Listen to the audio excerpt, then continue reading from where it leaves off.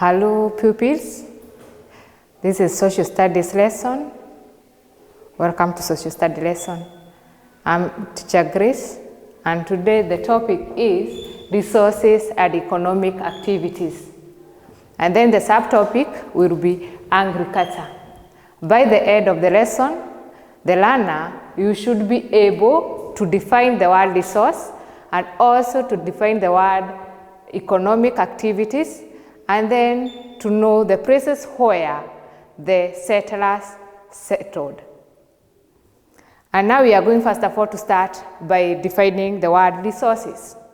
Resources are the things allowed us that are used to generate wealth or create an income. I repeat once again, resources are the things allowed us that are used to generate wealth or create an income. Examples of resources include soil, water, wildlife, human resources, minerals, land, sunlight, and also forest. What is an economic activity? An economic activity is anything that human beings do that is directed towards exploiting or making use of the existing resources. We have the examples of economic activities: fishing, that one is one. Then we have transport, tourism, mining, irrigation, hydroelectric production, farming, brick making, livestock keeping, industrial activities. Then now we go to our subtopic, which is agriculture. What is agriculture? Agriculture is the growing crops and the keeping of domestic animals. I repeat once again, agriculture is the growing of crops and keeping of domestic animals. In the previous classes, we discussed about various methods, and we are going just to repeat some of them. The traditional method of farming. We have the first one, the shift cultivation, and then we have the bush fallowing. So what is shift cultivation? This is a method of farming that was used where there were large pieces of land and low population. Farmers cultivated a piece of land for some time. When the soil became exhausted and lost its fertility, the farmer would move to another piece of land. It was also referred to as slash and burn. So I'm going to talk of the traditional method, and we have already talked about shift cultivation.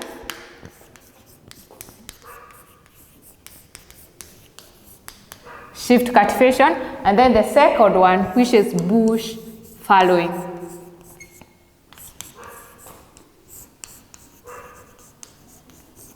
And this one, in shift cultivation, that's where we have said the shift cultivation can also be referred to as slash and burn method. Slash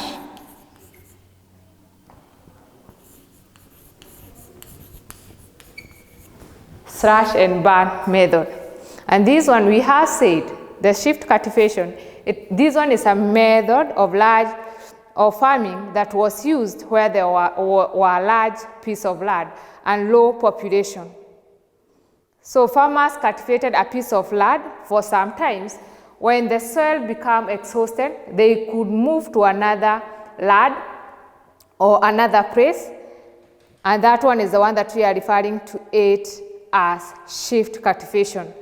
Then the shift cultivation was practiced to allow the soil to regain fertility. That's the reason why the shift cultivation was used.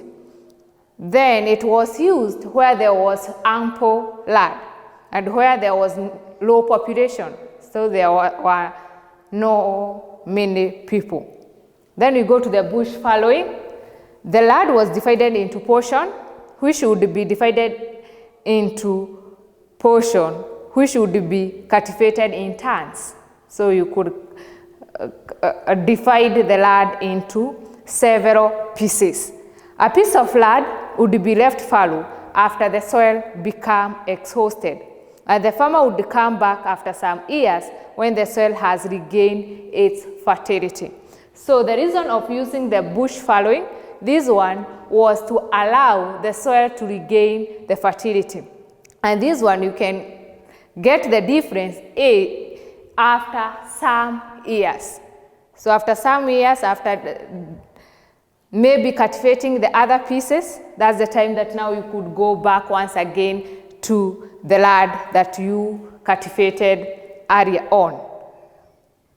In that one now, we go to the crops that were grown in this method. The crops that were grown. We are going to start with the subsistence crops grown in traditional farming. So we have the word subsistence.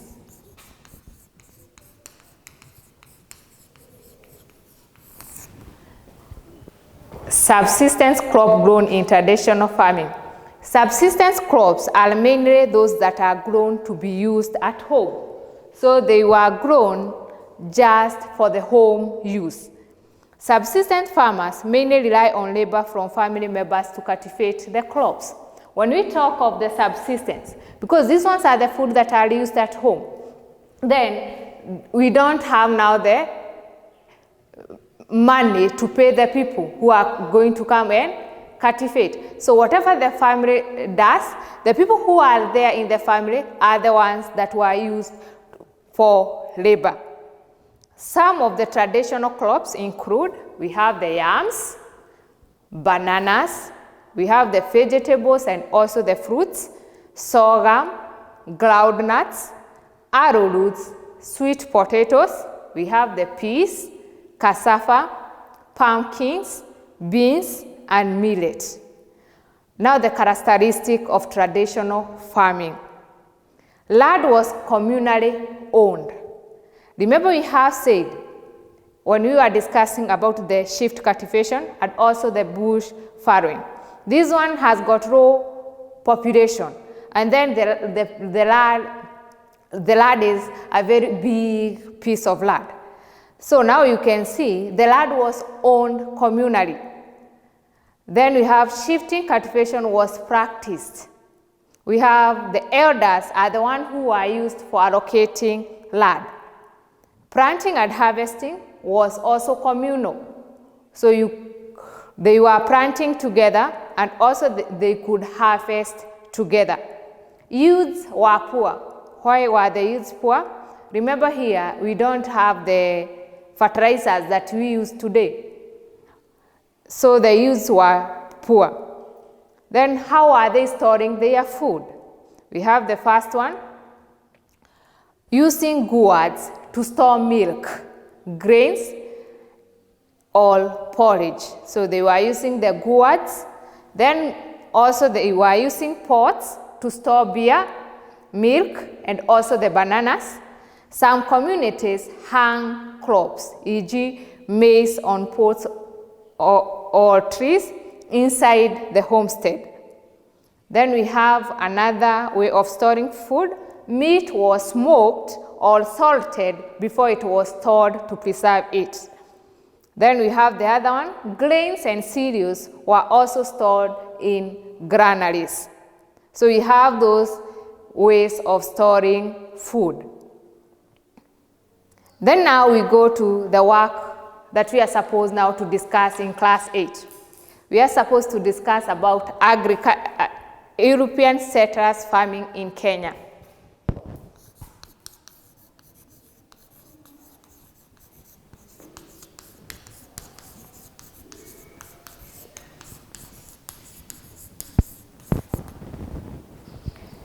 Yes, European settler farming in Kenya. The building of the Kenya-Uganda Railway greatly influenced the economic development of Kenya.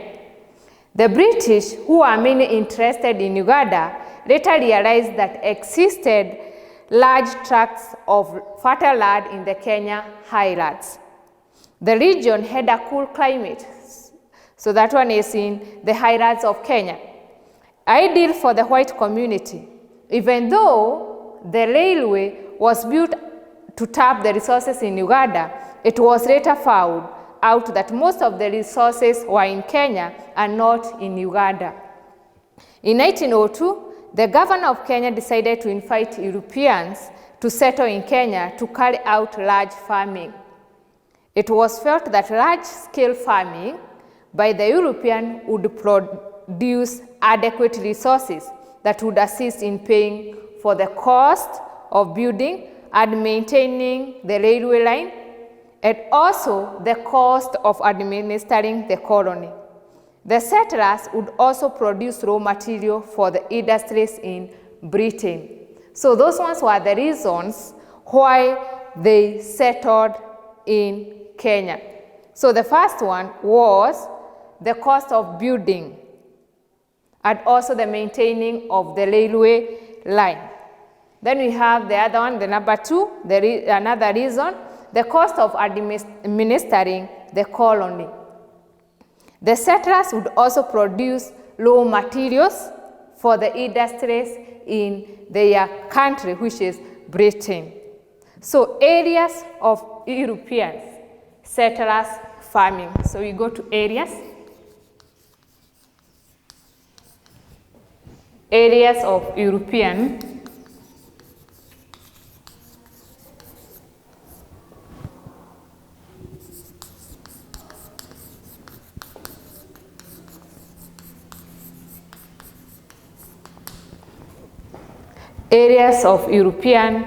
settler farming. Not many settlers moved into Kenya when the invitation was made. They were reluctant to come because they had little information about Kenya. The number of European settlers increased after the First World War of 1914 to 1918. The colonial government assisted the settlers to acquire land in the highlands. Then we have the methods which was used in acquiring the land from, they used the force by making the people to sign treaties with the African leaders. Communities were moved to African reserves to give room to white settlements. Areas that had been left fallow were declared unoccupied by the colonial government and allocated to white settlers. So some communities were cheated to sign treaties, which they did not understand, so as to surrender their land to the settler. For example, the British cheated Lenana of the Maasai to sign the Anglo-Maasai Agreement of 1904 and 1911, whereby the Maasai were to vacate Laikipia Plateau to give room to European settlement. The British also settled in between communities that were at war, as in the case of Laikipia, not Laikipia, as the case of the Kipsigis and Abugusi in the Celtic area. Then we have the areas they settled, European settlements. We have the first one, which is Eldoret, Kitale. We have Nyahururu, Nanyuki, Nyeri, Makoyo, Thika, Nairobi, Kiambu, Celtic, Kericho, and also Nandi. So those ones are the areas that the Europeans settlements were. I repeat once again, we have this area like Kitale, Eldoret, Nyahururu, then we have Nanyuki, we have Nyeri, we have Makoyo, Thika, Nairobi, Kiambu, Nakuru, Kericho, and also Nandi. Then we have Celtic.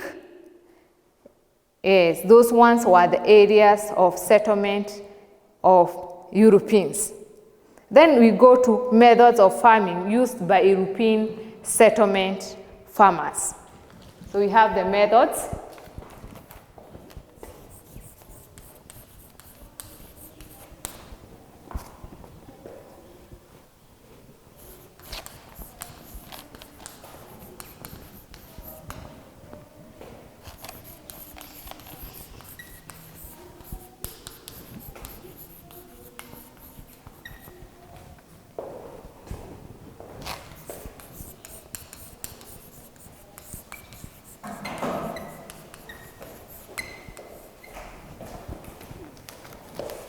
method of farming used by European settlement farmers.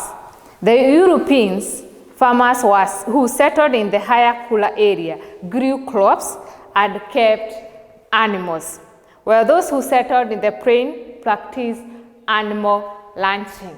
So I repeat once again, the European farmers who settled in the higher cooler area, they grew crops and also kept animals, while those people who settled in the plain practiced animal ranching. The early settlers first planted Irish potatoes and maize. Later, the settlers grew wheat, pyrethrum, coffee, tea in the highlands.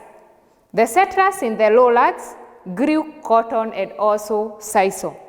Those in the highlands also kept dairy animals, merino, sheep, pigs, and also poultry. The settlers in the lowlands kept beef animals in the ranches. So I'm going to repeat once again about the places where they settled. And we have started with the higher cooler areas. They grew crops and kept animals, while those who settled in the plain practiced animal ranching. And we have the first thing that they started by planting. It was Irish potatoes and also maize. And we have seen later they grew wheat, pyrethrum, coffee, and tea in the highlands. Where those ones who settled in the lowlands, they grew cotton and sisal. Those ones in highlands also they kept the dairy animals like merino, sheep, we have pigs, and also the poultry. The settlers in the lowlands kept beef animals in the ranches. The settlers owned large tracts of land and practiced large-scale farming. They used machines such as tractors to prepare their land. They also got free labor from the Africans who were forced to work on Europeans' farms. They also received cheap labor from the Africans who were made to look for money to pay their taxes. The farmer also used fertilizers and applied pesticides on their farms. They also built cattle dips where the animals were washed to protect them against the diseases. The farmers also practiced crop rotation, and those who kept animals had their farms subdivided into paddocks. So I repeat once again about the people who settled in these areas. So whatever they were using, they had large tracts of land, and in this one, they had large areas of farming, and so they practiced the large-scale farming. In this land, they used the machine, like tractor, to prepare their land. They also got free labor from the Africans who were forced to work to Europeans' farms. Then also we have, in this labor, because it is being forced, you are forced to work to them. They used to pay them the cheap labor. So who were made to look for money to pay their taxes? Those ones are the Africans. The farmers also used fertilizers and applied pesticides on their farms. Then they also built cattle dips where the animals were washed to protect them against animal diseases. The farmers also practiced crop rotation, and those who kept animals had their land subdivided into paddocks. So you can see it is very different with the Africans, the way the Africans did. Remember, the Africans had no tractors. So at this one, they had the machines. Remember, in this one, also, there was no free labor. And here in Europeans, they were forcing the Africans to work for them. So they had also the free labor. And remember, the Africans were paying the taxes. But in this one, these Europeans, they were paying them the little money. And after paying them little money, they forced them to pay the taxes. Then we go to the effects of European settler farming in Kenya. So the following were the effects of the settler farming in Kenya. So we are going to start with the positive effects. Settler farming introduced new crops such as tea and coffee in the country, which helped improve the economy of Kenya. These crops are the major export crop of the country today. So we have already heard that settler farming introduced new crops. Remember now, in those early days, the Africans had no tea and also the coffee in their country. But now, the Europeans, they have already now dashed in with the tea and also coffee. And this one helped the economy of Kenya to grow. And now we have the tea and also coffee are the major export crops of the country today. The second positive effect, the settlers also introduced new animals, such as grade cattle, then sheep and pigs. Some of the animals were used to improve the quality of local animals through close breeding. So you can see the settlers have already now introduced new animals. And these new animals, we have talked about the grade cattle, sheep, and pigs. And this one, they improve the quality of local animals through cross breeding. Number 3, settler farming improved infrastructure in the occupied areas as roads and railway lines were built to connect them to the markets. So you have the improvement of infrastructure. Then we have the next one. We have industries were set up to process the raw material for the settler farms, such as wheat and also tea and milk. Okay, excuse. Settler farming led to the formation of agriculture cooperative as the settler formed organization such as KFA, Kenya Farmers Association. And also we have the KPCU, Kenya Planters Cooperative Union. Then we have the KCC, Kenya Cooperative Creamery, to process and market their goods. So we start with the first one, which is KFA, Kenya Farmers Association. We had that organization, it was created. Then we have the KPCU, and that one for the coffee, the Kenya Planters Cooperative Union, and then we have for the KCC, which is Kenya Cooperative Creameries. And then we have another positive effect, modern method of farming. They introduced the modern method of farming. So the settler farming introduced modern method of farming, such as the use of machine, fertilizers, and also crop rotation. Then we have the other one, the growth of towns. Settler farming led to the establishment and growth of towns such as Kericho, Nakuru, Nanyuki, Eldoret, Kitale, Nyahururu, and Nyeri.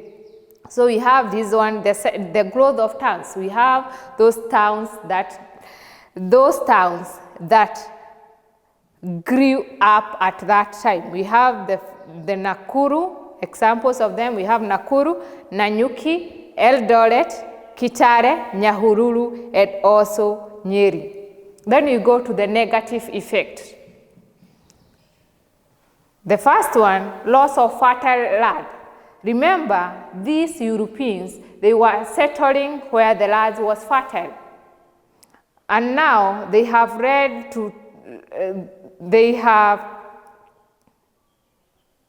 settled those areas. So what will happen to the Africans? They are going to settle to the lands that are not fertile.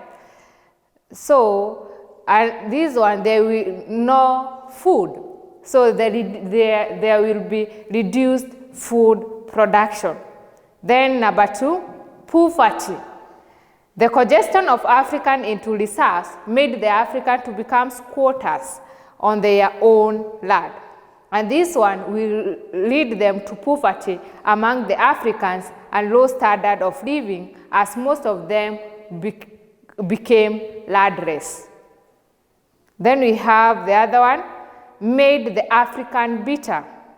So in this one, the acquisition of African land made the African bitter, forcing them to take up arms to fight against the colonial government.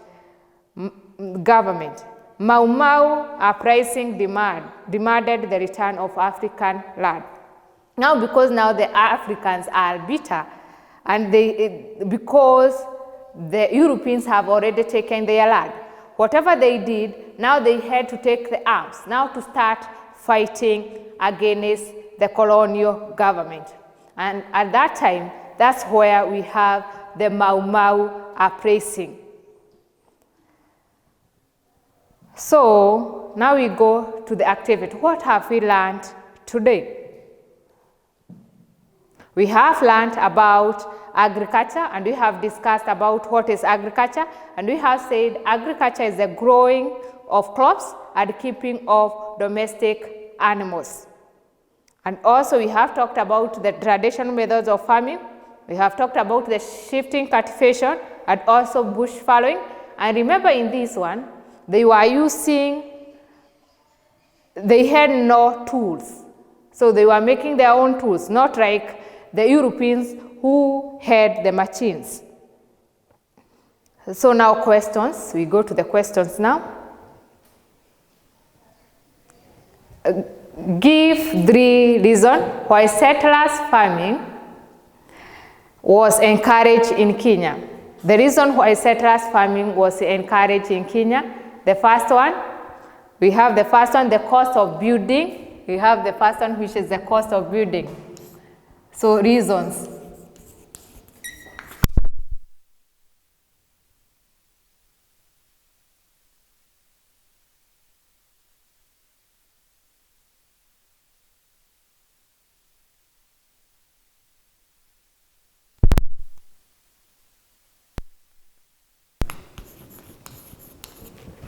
Was encouraged. So that one is our first activity. Reason why settler farming was encouraged. So you are giving 3 reasons why settler farming was encouraged.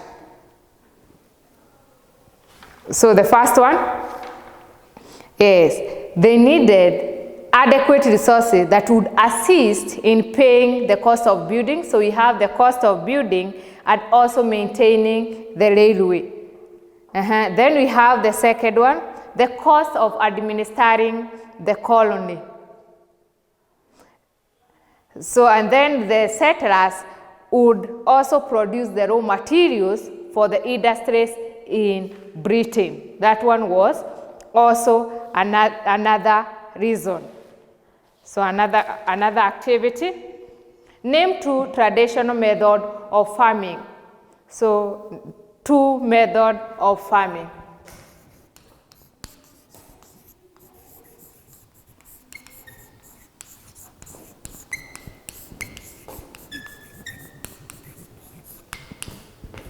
So name 2 methods of farming. So Lana, I know now you have already answered. The 2 methods of farming we have said, and this one is in traditional method, we have the shift cultivation, and then also we have the bush fallowing. Then the third question, the leading export crop in Kenya is? So the leading export crop in Kenya is? Lana, I know you have already answered. So you have tea, coffee, and also the flowers. A traditional granary was mainly for storage of the options. That one you have options: water and milk, dried sorghum and millet, option B, dried meat and fish, option D, fish meat and vegetables. I repeat the question once again. A traditional granary was mainly for the storage of water and milk, dried sorghum and millet, dried meat and fish, fish meat and vegetables. I know, Lana, you have already answered. That one is dried sorghum and also millet. Then we also we move to another question. Write down 4 food crops grown by communities in Kenya before colonial rule. I repeat the question. Write down 4 food crops grown by communities in Kenya before colonial rule.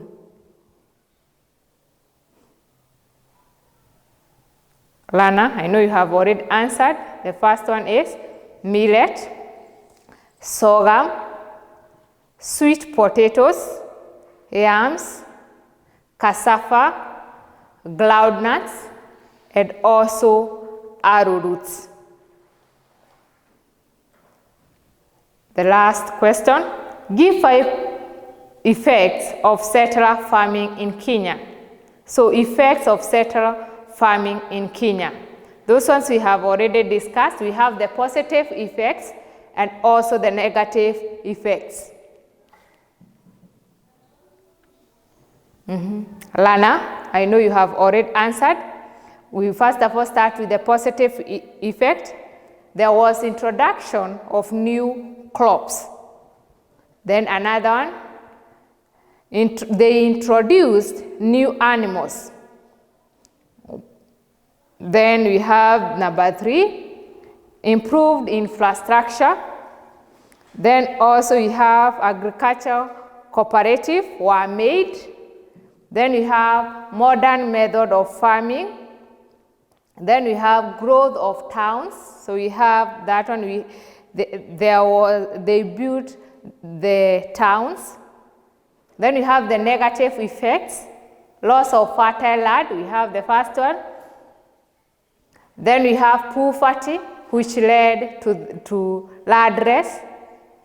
Then we have the other one, the Africans became bitter, and thus they took the arms to fight against the colonial government. And that's where we get the Mau Mau uprising. And that one is the end of our social study lesson. Let's meet next time. Goodbye.